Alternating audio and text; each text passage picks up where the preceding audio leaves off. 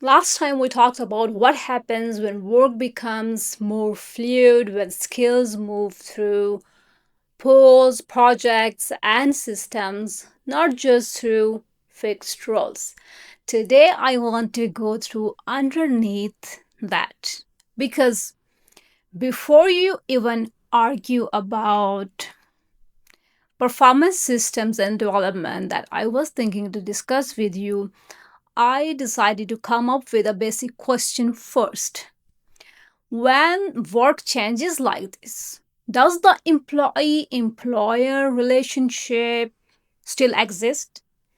And if it still exists, what exactly changes about it? That's the episode. It's not a debate, not an emotional story at all, just a practical question. What you what do I owe you as an employee? What do you owe me as an organization? What I can rely on in your organization? Because the moment that becomes unclear, people don't just feel disengaged, they start working differently, they start protecting themselves differently. And we all observe in our organizations that they start deciding differently. So let's build this logically. How we're going to start from the relationship that's already existing and to the environment it's turning into. To first we will see what relationship is right now looking the classic model, how it shows up in everyday life in right now in organizations. So in this classic employment model, the relationship is we can say is relatively clean because we have fixed roles, we have stable teams here, and there is one manager for a team, and we set clear objectives. If we're working properly, one-on-ones are there, and of course then going to be performance cycles. um, there's a fairly stable definition of what good work looks like.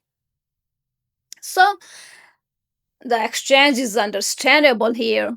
That relationship, the organization expects results, outcomes, delivery, contribution, and in return the organization provides what makes sustained contribution possible: pay, benefits, stability, development support, a working environment, a culture, a path.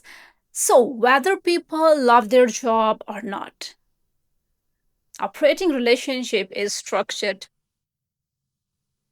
There are clear expectations on both sides here. And that clarity is the point. Now, keep that picture in your head because we are going to contrast it with where work is moving.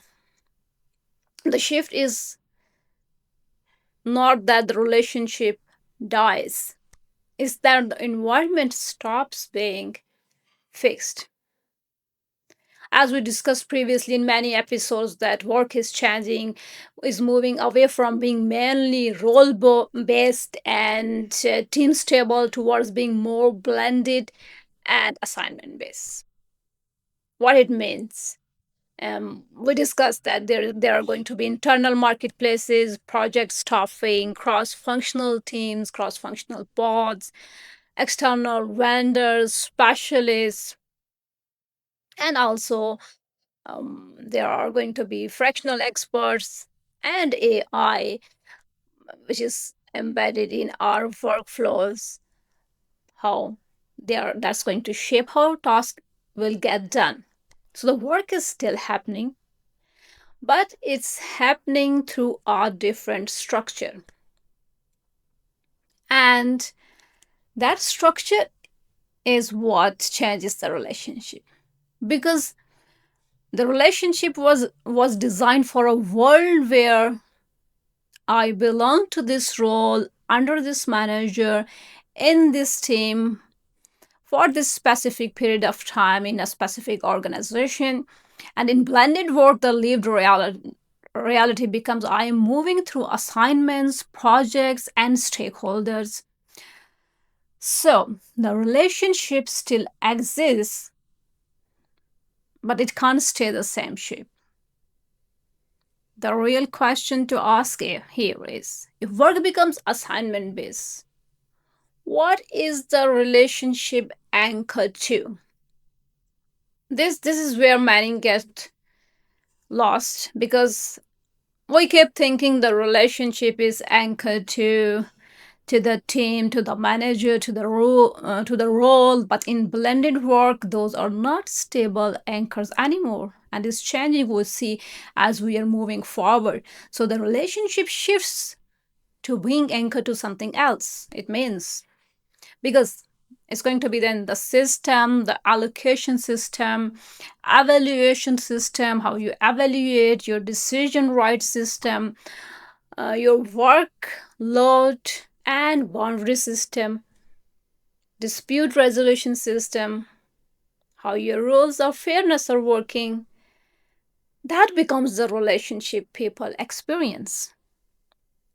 So, relationship doesn't disappear, but it's definitely going to move from manager shaped to system shaped. And once you accept that, the next part becomes obvious. What changes in the relationship when it becomes system shaped? In the classical model, we all know people can rely on even on informal clarity. My manager knows my work, my team sees what I do, my role defines my scope. In blended work, people start asking different questions, not because they are dramatic, but because the structure forces it.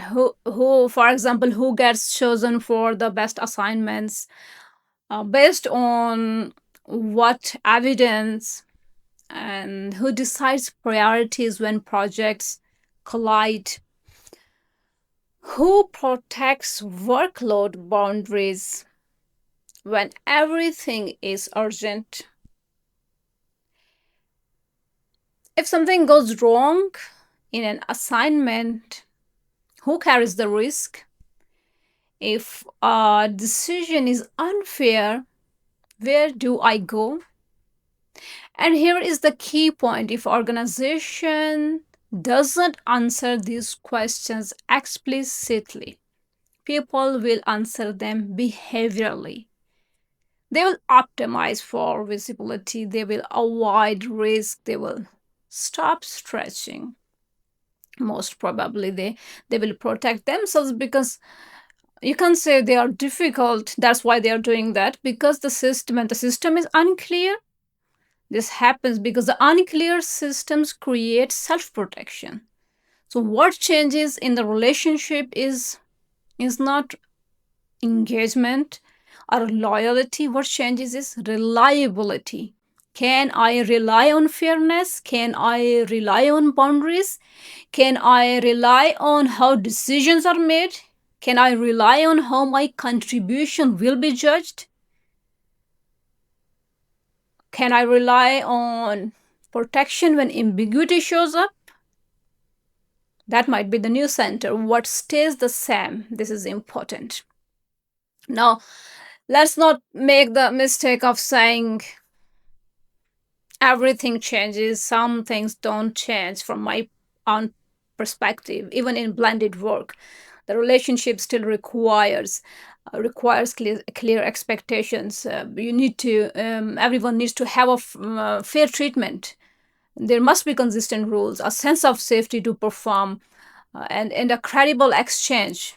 Contribution in return for stability anchors. The difference is in the old model, stability came from permanence and role clarity.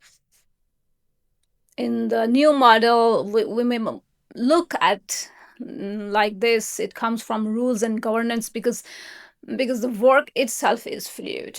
So the relationship still exists, But stability people need can't be promised the old way.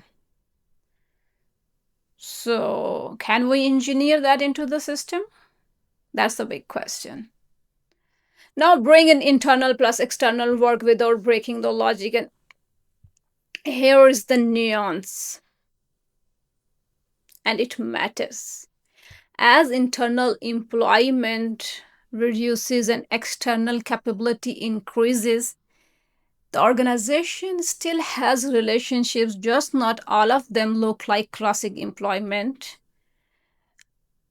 For example, in your you have internal employees, you are not going to remove all of them. There are external specialists, partners, contractors, AI is there, enabled work layers are there. So you are not managing one relationship here. You are managing a relationship landscape. And how we can put it in a clean way, the organization will always have to define what it owns internally: decision rights, quality authority. We spoke about in detail in the previous episode, and what it can source externally: the delivery capacity, specialist execution, variable capability. Because even if delivery becomes blended, the organization cannot outsource what preserves competence and authority. And that's not ideology, that's governance. Now, when you place that correctly, the final question becomes practical. So, what must be redesigned specifically in the relationship if relationship is now system shaped?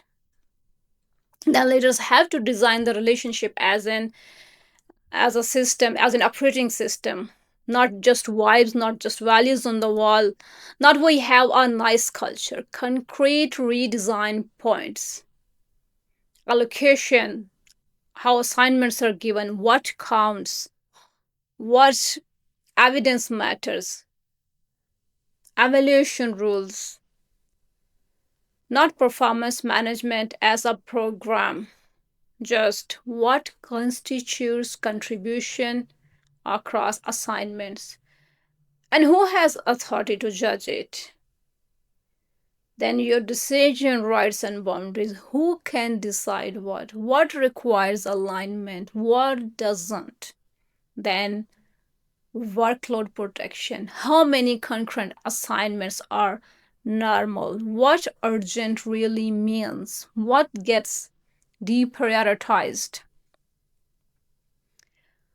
A real path to challenge unfair allocation, unfair evaluation, or unclear decisions. And external relationship clarity, it depends on if external people are part of delivery, then what are their obligations, what do they rely on, what is considered acceptable quality, and who owns integration. Because if the blended system is unclear, internal people pay for that ambiguity. How? Through rework, overload, and conflict. So the relationship design is not just HR job here. We need to focus on operational governance as well. What happens if you don't redesign it? If blended work expands without relationship governance, predictable things happen. People they might become cynical that it's political. People go quiet that I will do my job, nothing extra. Quality drifts because authority is unclear. Capability leaks because learning and judgment drift outside. Workload might concentrate on reliable few. And this can happen even with good intentions, because it is not just about intent. It is about what the system produces by default. So, Does the employee employer relationship still exist? Yes, but it changes. It becomes less about permanence and more about a credible operating promise, fair rules, clear boundaries, decision clarity, contestability, and internal ownership of judgment. And that sets up us for the next episode perfectly, because if culture is how we do things here, then when allocation, decision, boundaries, and coordination rules change, how do we do things here? That changes too. That's why in the next episode, I will bring culture in blended work, what shapes, what breaks, and that must be designed so it stays coherent.